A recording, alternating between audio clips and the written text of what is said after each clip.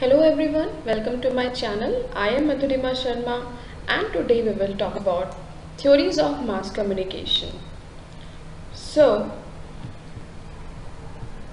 these are the theories of mass communication. They are listed below like this.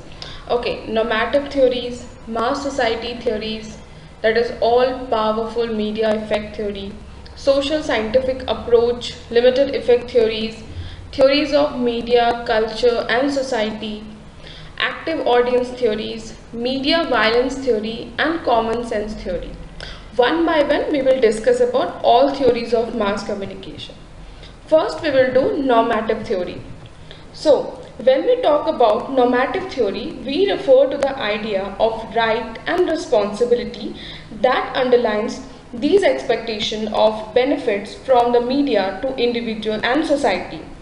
The idea of how media ought or are expected to be organized and to behave in a wider public interest or for good and society as a whole. So this type of theory describes as ideal way for media system to be structured and operated, and this was first proposed by Fritz Seibert, Theodor Peterson, Wilbur Schramm in their book Four Theories of Press. And normative theory is also called as Western theory of mass media because at first the term normative theory was pronounced by USA during the Cold War between communism and Soviet. So the first normative theory is authoritarian media theory.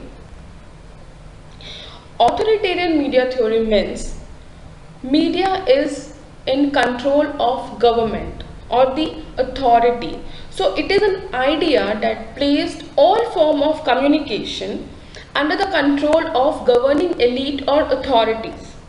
So it advocates the complete domination of media by a government for the purpose of forcing the media to serve the government, and media were forbidden to criticize the government or its functionaries. The media in authoritarian system are not allowed to print or broadcast or publish anything which could undermine the established authority and any offense to the existing political values. So, government can go any extent of punishing anyone who question the state ideology, and the control may include like heavy taxation, control of staffing, censorship and suspension of production. Like this, the authoritarian media theory states that the media is in control of the government. Example, you can say like North Korea. You know about this, that North Korea, there is no freedom of speech and expression. Media is not free there. Next is libertarian theory, or it is also known as free press theory. So it emerged out of the authoritarian theory only, and it prescribes that an individual should be free to publish what he or she likes and to hold and express opinion freely. It sees press as a free marketplace of idea where anyone can freely express their opinion. It asserts that people should be seen as rational beings able to distinguish between good and bad, truth and false, and which renders prior censorship of media unnecessary. So, moreover, journalists and media professionals ought to have full autonomy within the media organization. So, according to libertarian media theory, the press is free to publish, or press is free so that it can easily publish their opinion for the public. Though the clearest expression of free press theory is found in the First Amendment of American Constitution. The Congress shall make no law abridging a freedom of speech or of the press, but the US media system has tendency of authoritarianism as well.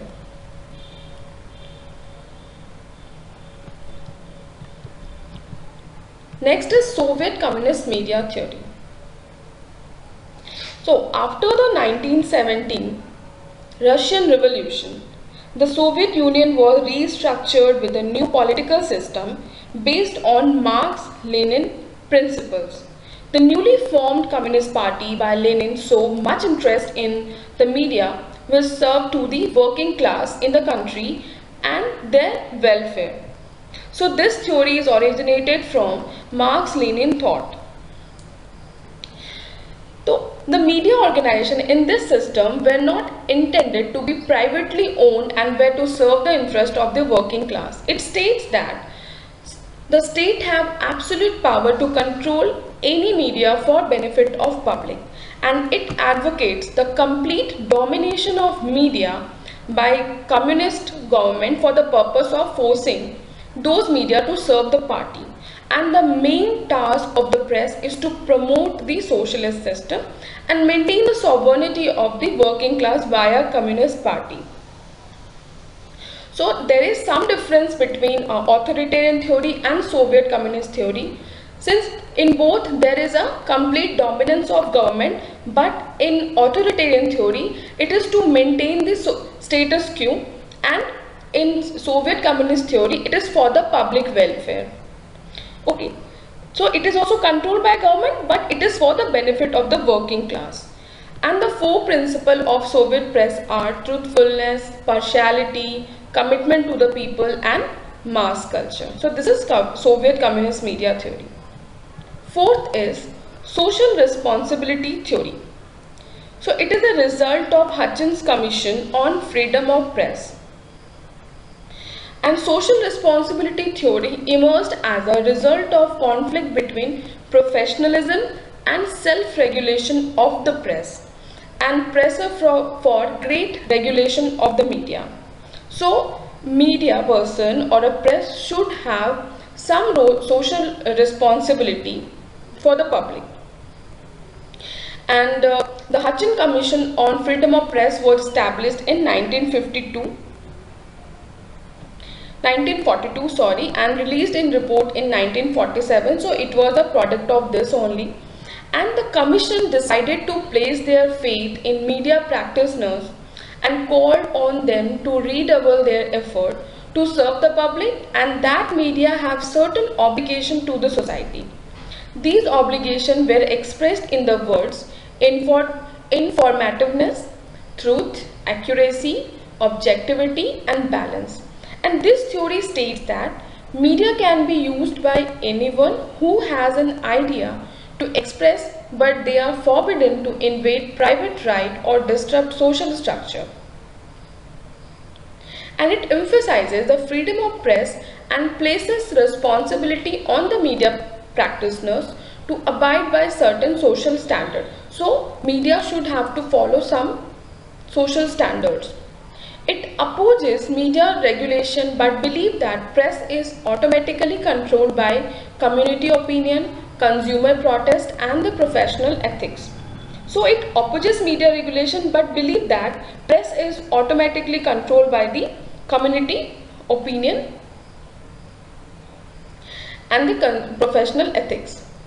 Next is democratic participant media theory. Democratic participant media theory. Participation of the grassroots level people. This theory advocates media support for cultural pluralism at the grassroots level. It calls for development of innovative small media that can be directly controlled by a group member. So small media should have given that much prominence, so the people who are not able to show their opinion and express their opinion of their community if they are having any problem. So these small media that can be directly controlled by the group member. In other words, the existing bureaucracy, commercialization, and professional hegemony in media system should be broken down to allow or guarantee easy media access to all potential users and consumers. So easy media access.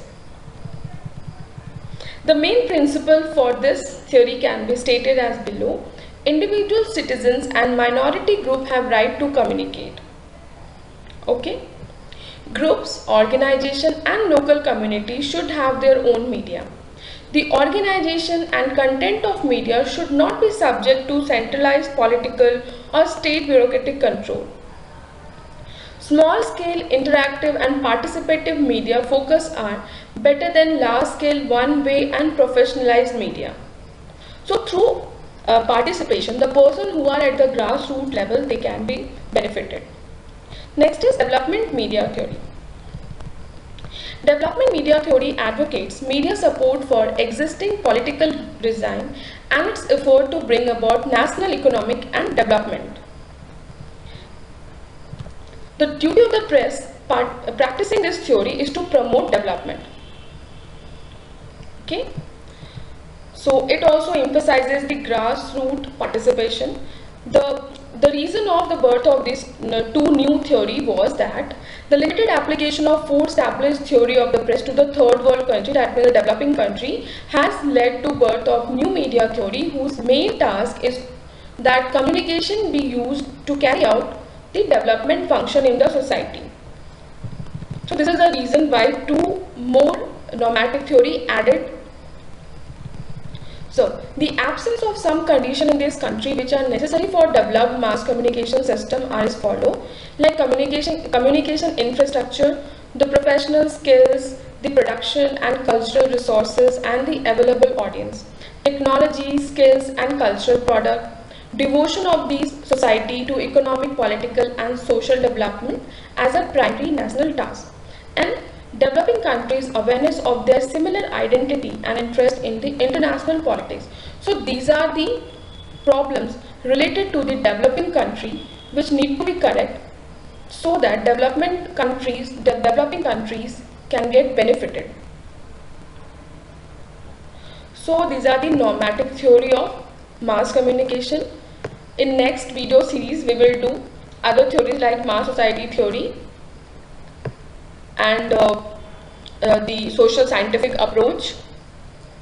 I hope you like my video. Please like, share and subscribe for more videos, and it will be helpful for your UGC NET preparation for mass communication paper 2. Thank you.